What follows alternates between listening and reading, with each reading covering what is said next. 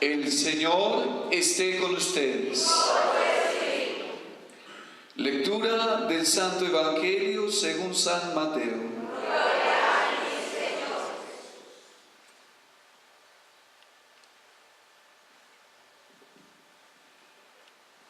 En aquel tiempo dijo Jesús a sus discípulos: miren que yo los envío como ovejas entre lobos.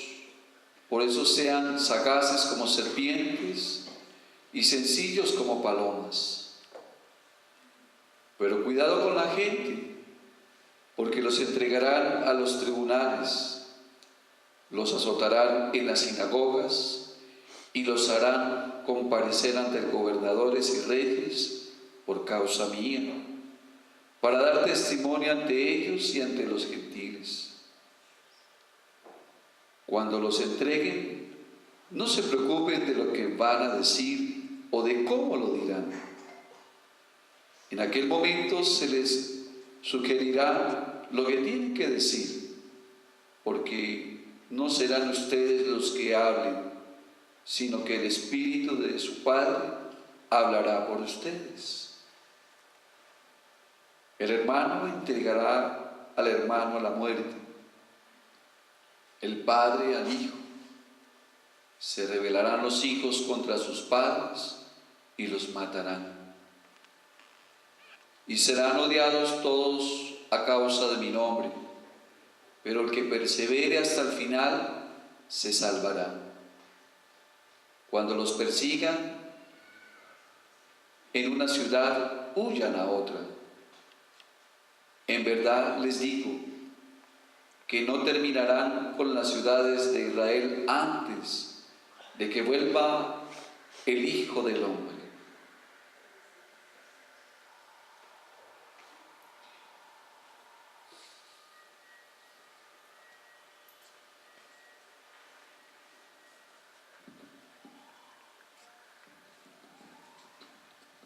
Palabra del Señor.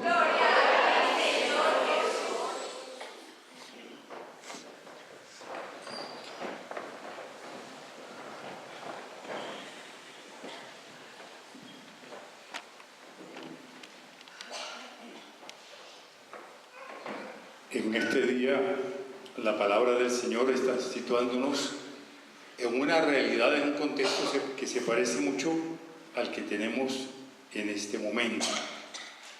En la primera lectura,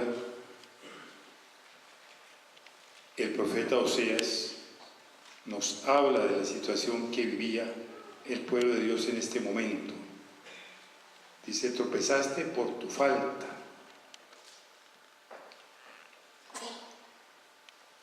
Y no había salvación, no se puede confiar, decía el profeta, no se puede confiar en Asiria, que era el gran imperio, ni en los caballos, etc., ni en otros apoyos que tengamos. Y es una dificultad. El Señor está haciendo una promesa en el profeta Oseas, que es una profeta que vale para siempre. Va a cambiar la situación, brotarán los retoños, dice. Regresarán los que vivían en tinieblas. Volverá el trigo, volverá la viña. Y dice el Señor, como haciendo una comparación con los cedros, con los árboles: y yo soy el ciprés siempre verde. Y terminaba diciendo: los caminos del Señor son rectos. Los justos van por ellos, pero los traidores caen. Ante las situaciones difíciles siempre está el camino del Señor, el camino que es claro. Y preguntaba también el Señor por medio del profeta: ¿quién será el sabio para comprender estas cosas? Porque es que siempre ha habido amenaza del pecado. Y hoy vivimos en un mundo que es prácticamente lleno de pecados. Si nosotros miramos hacia el futuro, y tenemos que mirar al futuro, vamos a ver qué pasa, qué está pasando y qué va a pasar. ¿Qué es lo que está pasando en el mundo? Mucha gente se olvida de Dios, se alejan de la iglesia.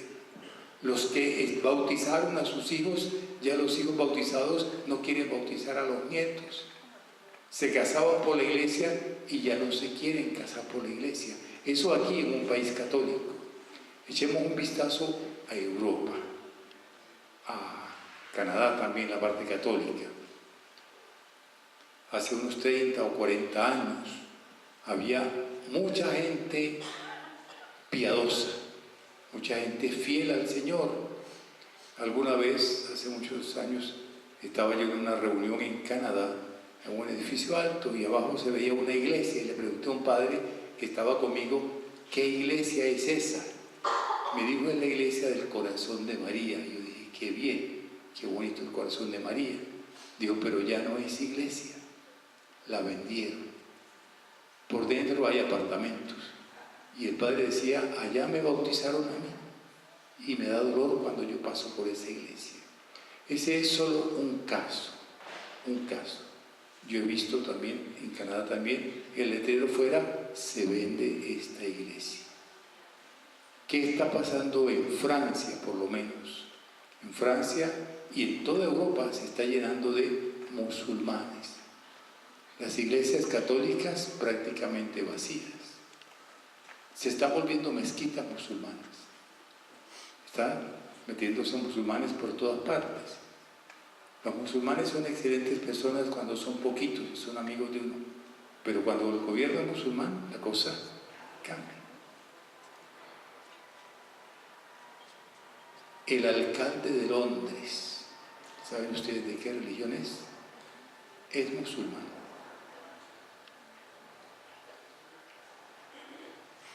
En Colombia no había mezquitas. Hay una en Maicao, hay otra en San Andrés, en la isla de San Andrés, en Barranquilla, y hay una aquí, por los 80. Y seguirá habiendo más. Entonces, ¿qué está pasando? Hay más drogadicción, hay más vicio por todas partes, hasta en los colegios, hay más abortos. Decía un padre que tenía unas visiones que cada vez que hay un aborto sueltan un demonio del infierno. Y los abortos son por miles, sino por millones. ¿A dónde queremos llegar? Aquí se aplica mucho la lectura de Oseas, y ojalá ustedes la retomen para seguirla atentamente. Dice, Asiria no los va a salvar. ¿Quién es el que salva? El Señor dice, curaré su deslealtad, los amaré generosamente. Seré para Israel como un rocío, florecerá como el lirio, echará raíces como los cedros del Líbano. Pero la pregunta que hace el Señor en Isaías es muy importante y resuena con mucha fuerza ahora. ¿Quién será el sabio para comprender estas cosas? ¿Quién el inteligente para conocerlas? Acá vivimos muchas de las cosas que traen siempre de Estados Unidos y de Europa, las modas. Y es posible que si nos descuidamos, las cosas en unos 20 o 30 años aquí estén lo mismo.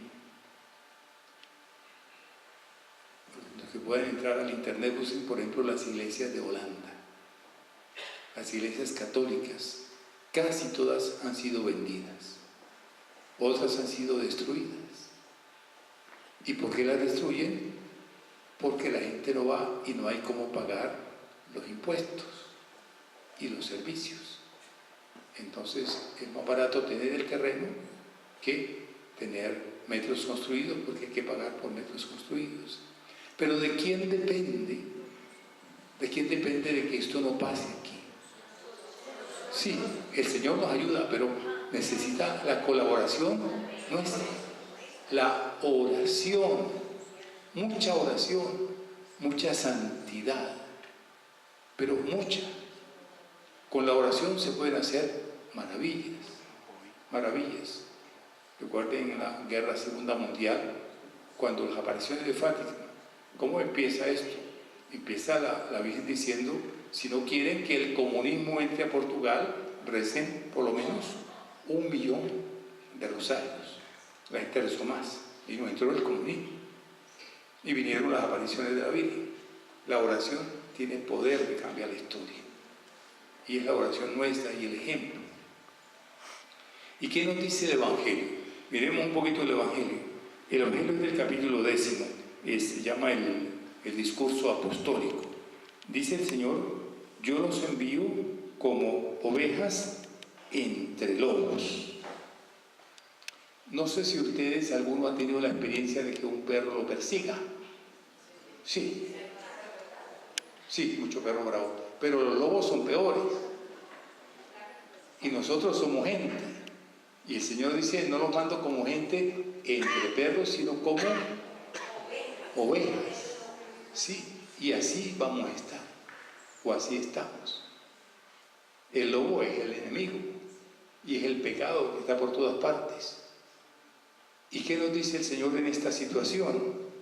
Dice, sean, aquí tradujeron, sagaces como serpientes y sencillos como palomas.